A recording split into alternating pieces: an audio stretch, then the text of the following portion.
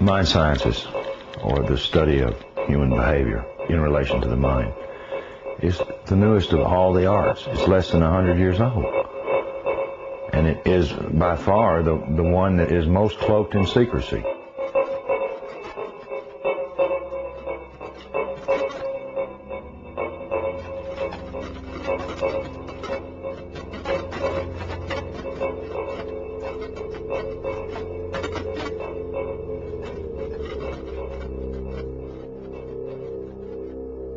The origins of psychological warfare were in Nazi Germany, and in the Nazi ideology they had something that was called Weltanschauungskrieg, which means worldview warfare. The idea for them was imposing the Nazi worldview on the countries that they had occupied. The Americans picked up this idea, created an American version of it, and called that psychological warfare.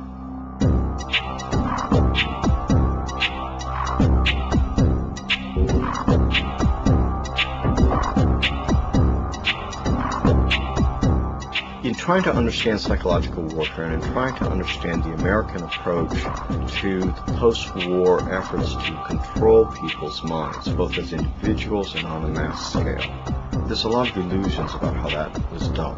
Were Nazis involved in that process? Yes, they were. Project Paperclip was a United States government-sanctioned CIA operation for the importation of Nazi and fascist scientists into the United States.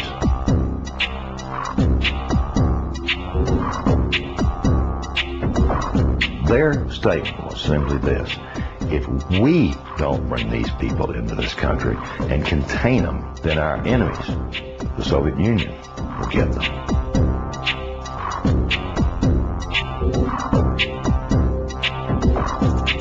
The first wave was to bring these scientists. There was 700 odd propulsion scientists, and then there were some 600 and some odd mind sciences people that they brought in.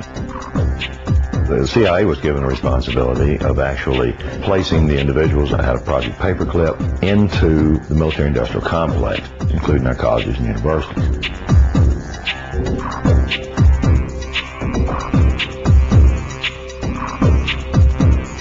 Mind control was a psychological warfare weapon that Adolf Hitler regarded as the answer for taking over the entire planet.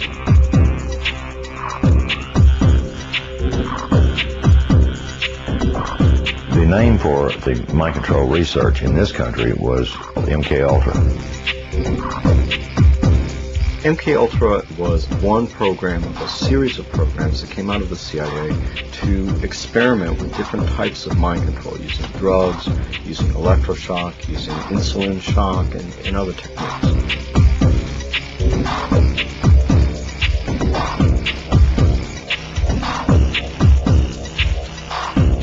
I think that the goal for those people who planned the program was very straightforward. It was an attempt to figure out a way to interrogate people and to learn how to protect their own agents against control by others.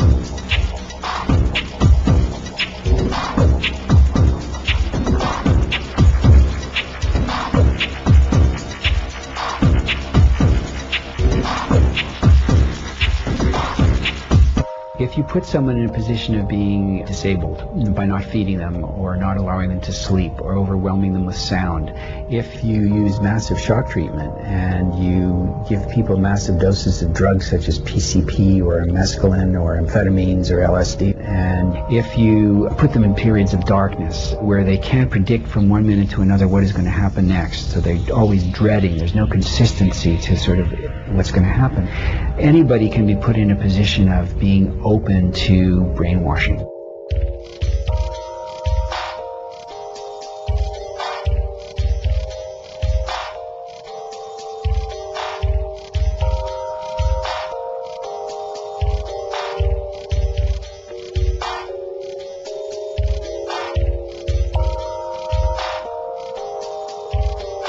Ewan Cameron was probably the foremost psychiatrist of his time in the 1950s. He was using high-tech sound techniques. He was using multiple kinds of loop recorders to force people to listen to recorded messages 24 hours a day for weeks on end to basically destroy people's thinking patterns.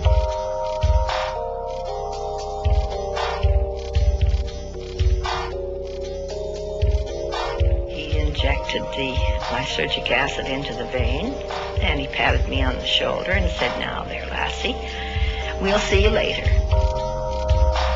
And I started to feel very frightened, and the fright became a terror. And I sort of began throwing myself from one side of the room to the other. I didn't know what to do to stop this feeling. It felt like my bones were melting, that I just didn't know who I was anymore.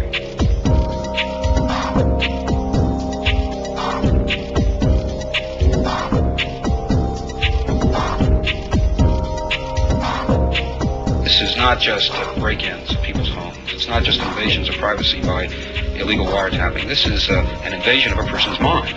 And that is about as profound an injury, except for loss of life, that the government can impose.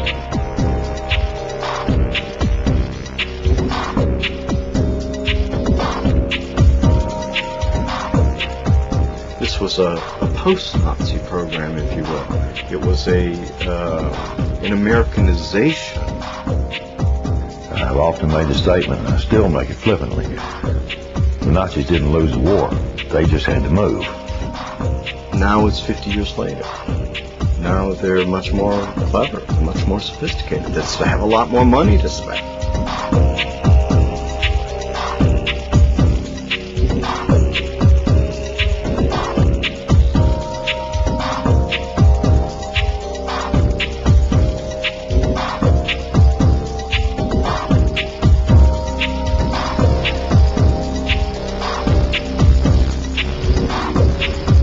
His motor coordination was disrupted because of the compound's effect. Although his vision was not impaired, he found it difficult to focus his attention on the next objective. His physical actions were noticeably slower. He felt compelled to disobey his instructions.